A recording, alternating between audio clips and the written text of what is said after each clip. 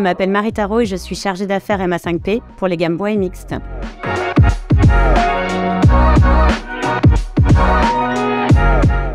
Toutes nos portes d'entrée, quel que soit le matériau, peuvent être réalisées en sur-mesure, en termes de dimensions, de couleurs, d'options et d'accessoires. On peut par exemple réaliser en aluminium une porte de très grande hauteur, jusqu'à 2,50 m, mais aussi de grandes compositions exceptionnelles avec une imposte et des fixes endormants vitrés, pour un esprit très contemporain. Ou alors des impostes et semi-fixes qui reprennent le style de la porte pour une harmonie parfaite. L'acier s'adapte également de plus en plus aux contraintes de la rénovation, avec de grandes hauteurs et des largeurs.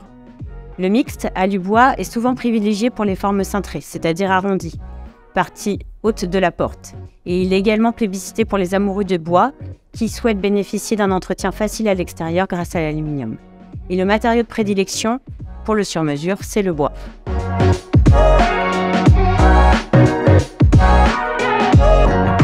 Le bois représente un isolant naturel très performant. Avec l'offre création sur mesure lancée par Belem, notre objectif est de satisfaire les exigences des architectes des bâtiments de France et les envies des clients. Absolument tous les éléments sont personnalisables. Au niveau du panneau de soubassement, on peut réaliser un panneau, deux panneaux, une gravure. Au niveau du vitrage, on peut réaliser une sérigraphie dans le vitrage avec le nom d'une profession ou un numéro de téléphone par exemple, ou alors récupérer des grilles. Le bois est le matériau idéal pour refabriquer à l'identique des portes existantes.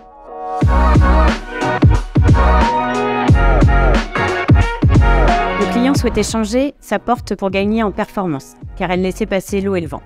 Mais craignant qu'elle soit dénaturée, il voulait absolument garder l'esthétique de sa façade et sa grille existante qui était fabriquée par un maître ferronnier. Du coup, il passait pas vraiment à l'acte. Notre partenaire lui a présenté notre offre de refabrication à l'identique en lui expliquant que sa porte posséderait les performances d'aujourd'hui en termes d'isolation notamment et en gardant ses grilles. Après avoir validé les plans de sa nouvelle porte, nous avons affrété un transporteur chez notre partenaire pour récupérer les grilles. Nous les avons sablées, laquées et réintégrées dans la nouvelle porte que nous venions de fabriquer. En plus de respecter l'esthétique globale du bâtiment, il faut savoir qu'on est aussi dans une démarche d'économie circulaire et d'éco-conception. Reprendre les éléments existants, ça diminue l'impact carbone de la porte.